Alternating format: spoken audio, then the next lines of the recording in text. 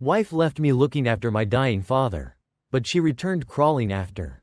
My life took a turn the moment I had to decide between my father's final days and a wife who grew resentful of his presence in our lives. It's a story I never imagined living, but one that tested every fiber of my loyalty and resilience. It was a story that would see me through heartbreak, betrayal, unexpected fortune, and, ultimately, a rekindled sense of purpose I never anticipated. I'm a 36-year-old man with 2 children, and I'd been married to my wife, Ale, for 8 years. My father, a resilient but aging man, had been battling renal issues for years.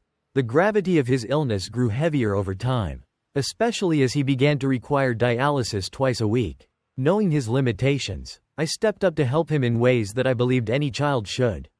I arranged my work schedule around his treatments, setting aside Saturdays and Wednesdays to take him to the dialysis center. My supervisor understood my situation, which allowed me to leave work early once a week, and I always made up the hours by working late into the night. Although my boss was accommodating, the real battle was waiting for me at home. The friction with my wife started subtly, almost imperceptibly. Initially, she only hinted at her irritation whenever I left to take care of my father. Her patience waned with each passing week, and I sensed a growing tension that neither of us openly addressed. Then one evening, as I prepared to take my father for his weekly treatment, she unleashed a torrent of resentment. "Why do you waste so much time on your father?" she asked. Her voice sharp with annoyance. "He'll never be impressed with you.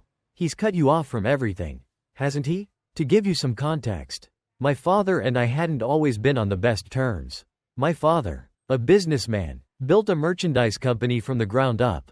He'd wanted me to follow in his footsteps, to run the family business as his heir. But I had a different vision for my life.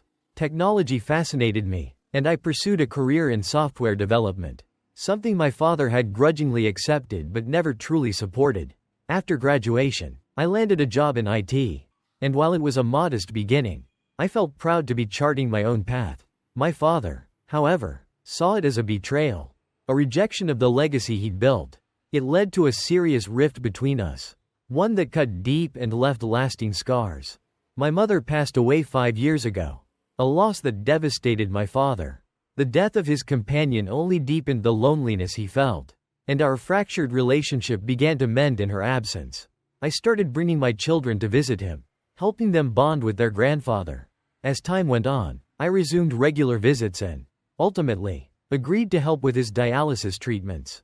It was the least I could do after all he'd sacrificed for us. But my wife, Ale, couldn't see it that way. Her resentment toward my father grew stronger with every visit.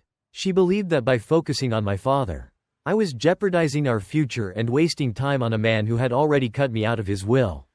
In her mind, he had nothing left to give us, so there was no point in wasting my time on him. I pleaded with her to understand that this wasn't about money or inheritance, it was about duty and love. My father, for all his flaws and our conflicts, was still my father. Abandoning him in his final years was unthinkable to me. But Ale was relentless. Every Saturday, she would schedule family events, cleaning days, or outings that conveniently conflicted with my commitment to my father. It wasn't just Saturdays. On Wednesday evenings, she would come up with some excuse to leave the children with me, leaving me to manage work, kids, and the fatigue that came from taking care of my father. Over time, my relationship with Ale became a battlefield, each dialysis session marked by an argument or sarcastic remark upon my return. I grew weary of the constant struggle, the emotional drain of having to defend my choice to care for my father. Ale's attacks only worsened. She began using our children as weapons in her arguments, berating my father in front of them, casting him as a villain who had wronged her by extension. Eventually, I reached a breaking point. One Saturday, after yet another argument, Ale gave me an ultimatum: "It's either him or me." She spat. I stood there, stunned, the words echoing in my mind. My heart ached with the weight of the decision, but I knew what I had to do. Calmly, I told her, "I choose my father." It was the hardest thing I'd ever had to say, but it was also the only thing that felt right. In the face of her resentment, I chose the man who'd raised me, flawed as he was. Ale packed her bags and left. I didn't stop her. If she couldn't see the value in loyalty to family, then perhaps we weren't meant to share a life together. Weeks passed, and I settled into a new rhythm, one that revolved around caring for my children and my father. My father noticed the strain in my life and tried to dissuade me from taking him to his treatments, suggesting he go alone or with his nurse. But I wouldn't hear of it. I cherished those drives with him, reminiscing about better days, reconnecting after years of tension and distance. Then came the day that I'd been dreading. My father passed away in his sleep, peacefully, with a quiet smile on his face. He left this world with dignity, surrounded by memories of love and family. The grief was profound, but there was a solace in knowing he'd spent his last days in peace. In the weeks following his death, I received a call from his lawyer. Despite our past conflicts, my father had named me as his heir, leaving me his entire estate, including the business he'd once hoped I'd run. The news was overwhelming, a bittersweet legacy that felt like both a gift and a responsibility. I realized that my father had always cared for me, even if he hadn't shown it in ways I'd understood. He had left his life's work in my hands, trusting me to honor his legacy, and I intended to do just that. News of the inheritance spread quickly, and soon Ale reappeared, this time with a newfound interest in rekindling our relationship. She showed up at my doorstep with tears in her eyes, pleading for another chance. She claimed she'd missed the children, that she wanted to be a part of their lives. But I saw through her act. The woman who had abandoned me in my time of need was now drawn by the lure of wealth and security. I stood firm, telling her she had no place in our lives. Ale's desperation turned to anger, and she threatened to take me to court for a portion of my father's estate. Her parents joined the fray, urging me to reconcile for the sake of the children. But I remained resolute. I refused to let her, or anyone, tarnish my father's legacy. With the support of a skilled lawyer, I protected my assets and my children's future. I focused on running my father's business, finding a renewed sense of purpose in continuing his work. My children, though young, began to understand the values their grandfather had instilled in me, values of integrity, resilience, and loyalty. In the end, the inheritance wasn't just about wealth, it was about the enduring bonds of family, the sacrifices we make, and the lessons we leave behind. My father's legacy lives on, not only in the company he built but in the values he passed down to me and, in turn, to my children. For those of you who might be facing similar trials, know this: loyalty and resilience are worth more than any fortune. In caring for my father, I gained far more than money. I gained a renewed sense of purpose, a lesson in the power of family, and a chance to rewrite my story, one chapter at a time. My stepbrother insisted that I leave the house during my stepfather's burial. Sifting through the memories in that old house, I started to see my life with Richard in a new light. The early years came back in flashes, scenes from my childhood that were both painful and formative. When my mother, Sarah, married Richard, I was only 9, a kid still reeling from my father's absence. On their wedding day, my mother glowed with hope, a fresh start radiating from her every smile. Richard, though, was the polar opposite, stiff in his black suit, a stoic pillar next to my mother's warmth. From day one, Richard was not the kind of stepfather I'd envisioned. The ease I had once shared with my mother faded. Her time became divided between nurturing a new marriage and trying to bridge the gap between her new husband and me. And Richard didn't make it easy. His critiques of my every move quickly took root. Whether it was my grades, the way I dressed, or even how I handled a fork, nothing escaped his scrutiny. His words rang in my ears daily. "The world is cruel. Jake, you have to be tougher than everyone else." At the time, I thought he was simply being harsh, that he resented having to raise another man's son. Years later, I'd find myself questioning if his sternness was his way of preparing me for life. But as a child, all I felt was his coldness. He enforced rigid rules, and every family meal felt like an inspection. One evening, after I'd accidentally used the wrong fork during a family dinner, he shot me a look that could freeze water. "Manners, Jake," he said sharply, his disapproval filling the room. Small things like that felt colossal under Richard's gaze, casting a shadow over my formative years. It was only after Michael was born that I understood the depth of Richard's favoritism. When Michael came into our lives, it was as if a switch had flipped. Richard, the same man who could barely crack a smile in my direction, was suddenly beaming with joy and pride. I watched as he cradled his own child with a softness I'd never known from him. With each passing year, Richard's affection for Michael grew more apparent. He would shower Michael with praise for the smallest achievements, while my own successes went largely unnoticed. A nod, perhaps, or a brief comment about how I could improve, that was all I got. The difference between us was undeniable, and it tore at my young heart. Despite my mother's reassurances that Richard's tough love was his way of showing he cared, it never felt like love. Instead, it felt like constant failure, as if I would never be good enough. This dynamic only grew more strained over the years. By the time my mother fell ill, I was in my 20s, and our once somewhat stable family began to splinter. Even as she suffered, Richard maintained his usual reserved demeanor. Yet, in moments when he thought no one was watching, I caught glimpses of his hidden compassion. I saw him adjusting my mother's pillows, holding her hand, small acts that hinted at a gentleness he rarely showed.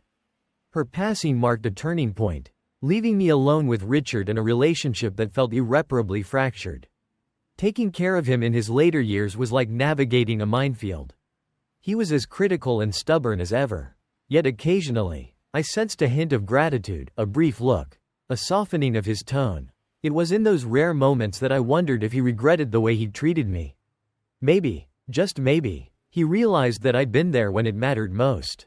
Unlike Michael, who had drifted away over the years, Michael's sudden return after Richard's death was both unexpected and unsurprising. He showed up with his wife, Emma, and their children, acting as if his absence hadn't meant anything. His entitlement was unmistakable, a silent assumption that he was Richard's rightful heir. I tried to push down the bitterness as we exchanged brief, polite greetings, but the tension was palpable. Then came the will reading, the moment that would turn everything upside down. When Mr. Thompson, Richard's attorney, announced that the house and everything in it were left to me, a heavy silence settled over the room. I could barely process the words, my heart pounding as I tried to understand what this meant. Michael's face twisted in shock, then rage. He leapt to his feet, accusing me of manipulating Richard, of somehow turning him against his real son. His anger was visceral, a mix of disbelief and betrayal that simmered in his gaze. But there was nothing I could say to soothe him. I had no answers for why Richard chose me, the son he had always kept at arm's length, over Michael. Mr. Thompson's next words offered a partial explanation, pulling out a letter that Richard had written before his death. In the letter, Richard admitted to his mistakes. He acknowledged that he had been too harsh on me, setting impossible standards that he himself had struggled to meet. He confessed that he had overindulged Michael, never teaching him the values he so deeply respected. The letter revealed a truth I'd longed to hear. Richard saw me as his son. Not because of blood but because of my loyalty, my resilience, and my willingness to stand by him even when he didn't deserve it. He wrote, "A real son is defined by his actions, by the character he builds through love and sacrifice. Jake, you have shown these qualities time and again, and it is my deepest regret that I did not make this clear while I was alive." Tears filled my eyes as I read those words, each one a balm for the years of silent hurt I had carried. For the first time, I felt seen, understood in a way that transcended all the years of misunderstanding. With the house now legally mine, I faced a choice. I could walk away, leave this place that had been both a prison and a proving ground. Or I could stay and find a way to honor Richard's memory. Flaws and all, I chose the latter, realizing that this inheritance was more than just a house. It was a testament to the resilience Richard had unknowingly instilled in me. Over the next few months, I decided to create a scholarship fund in Richard's name. The fund would go to young people who, like me, needed a chance, a little encouragement to find their path. It was a way of giving back, of turning the hardship I'd endured into something positive. In the quiet moments, as I walked through the old rooms, I felt a sense of peace. The house had shifted from a place of tension to one of belonging. I had been given a new understanding of Richard, not as the strict stepfather I had resented, but as a complex man who had loved me in his own flawed way. I saw now that his harsh lessons had been his attempt to make me strong, to prepare me for a world he feared would swallow me whole. And while his methods may have been misguided, I had emerged from it all with a strength I might not have developed otherwise.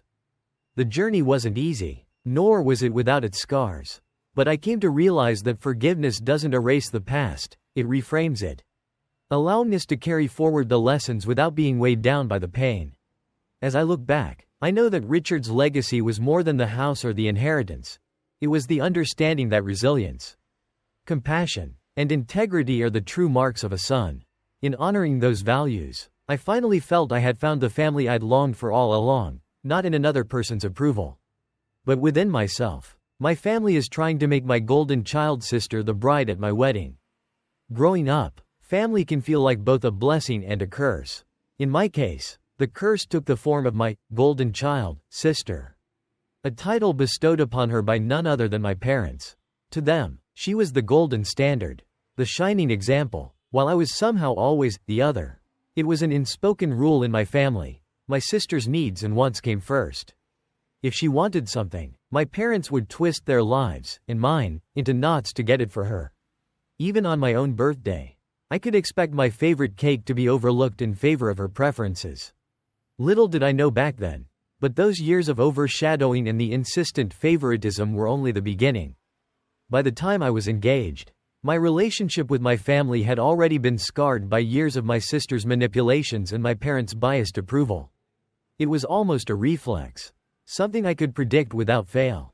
My engagement should have been a moment of joy, a moment where I finally felt like the center of attention for once. But when my sister learned about my wedding plans, it was like watching an impending storm on the horizon, knowing full well it would come crashing down upon my special day. Still, I had one thing up my sleeve this time, a plan to finally reclaim my dignity. My earliest memories are littered with little signs that my sister was different in my parents' eyes.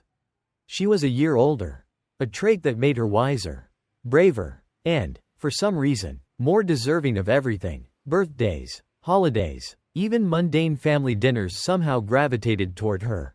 Her stories and jokes brought laughter, while mine seemed to fall flat. My parents didn't actively belittle me, not outright, but the bias was present in every unspoken rule, every preferential glance they gave her.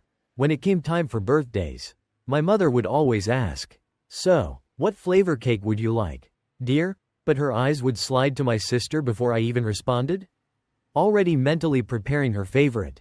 If I protested, I would get the standard excuse, "We all have to make small sacrifices in a family." She made sacrifices for you, too. These sacrifices, however, remained invisible to me. It was subtle at first. Then, as I grew, it became glaring. Family vacations were a classic example. One summer, we were supposed to go to the beach for my birthday, something I had longed for. The idea of swimming in the ocean, building sandcastles, and feeling the salty wind against my face kept me daydreaming for weeks. But as the date neared, my sister decided she didn't like the beach and instead wanted to visit an amusement park. I found myself walking through the gates of a roller coaster park on the day that was supposed to be mine, watching her laugh and ride while I clung to my resentment. For her, every day was her birthday. For me, birthdays were shared. As we entered our teenage years, our relationship took on a different dynamic, one that was no longer passive. My sister had grown accustomed to always getting her way, and my parents' continuous reinforcement only strengthened her sense of entitlement. And when she started facing troubles, like losing friends or encountering academic setbacks, she would often take out her frustrations on me. I was her emotional punching bag, the silent absorber of her misplaced anger and dissatisfaction. During high school, I had a small but close-knit group of friends, and despite the turbulent relationship with my family, I felt I could rely on them. My sister, however, had lost most of her friends by then, whether they left because of her attitude or they just moved away. I never knew. What I did know was that she resented my happiness, especially when it wasn't something my parents could give her. It didn't take long for her to turn this resentment into sabotage. Rumors began circulating at school, rumors that sounded oddly specific, as if they came from someone who knew me well. She started feeding lies to my parents, saying that my friends were bad influences or that they encouraged me to sneak out. My parents, predictably, believed her. They banned me from seeing my friends, further isolating me in favor of her made-up tales. When I confronted her about it, she merely smiled, a cruel twist of satisfaction tugging at her lips. "I'm only looking out for you," she would say with an exaggerated innocence. One particular incident stands out from this time. I had finally gotten a boyfriend, a sweet, Caring guy who genuinely made me happy. Knowing how my sister manipulated my parents, I avoided bringing him around the house, wanting to shield our relationship from her meddling. But one day, he surprised me by coming to my house unannounced. I thought it was a sweet gesture, but I quickly regretted it. Within minutes, my sister appeared, dressed in something that could barely be called clothing. With a smirk on her face, she started talking to him, batting her eyelashes, and subtly suggesting that I was too inexperienced to know how to treat him. He left that day feeling uneasy, and I spent the next few days convincing him that I wasn't anything like the person she described. Unfortunately, my sister's antics were relentless. Soon after, she told my parents that he had tried to flirt with her. My parents, true to form, took her side. They demanded that I break things off, saying he was not the right type for me. Years later, I met the love of my life, a man who saw through the turmoil of my family life and loved me regardless. When we got engaged, I was on top of the world, hopeful that this new chapter would finally bring peace. I naively thought that maybe, just maybe, my family would support me, that they would respect my happiness for once. But my sister, of course, couldn't let that happen. She immediately began inserting herself into the wedding plans, giving opinions that no one asked for, insisting that she deserved a prominent role. At first, I brushed it off as typical sibling interference. But things took a darker turn when my parents called to discuss something important. "We want your sister to walk down the aisle first," my mother said, as if it were a small request.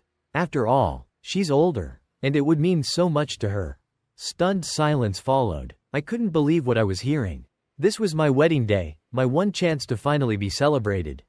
Yet here they were, trying to make her the bride.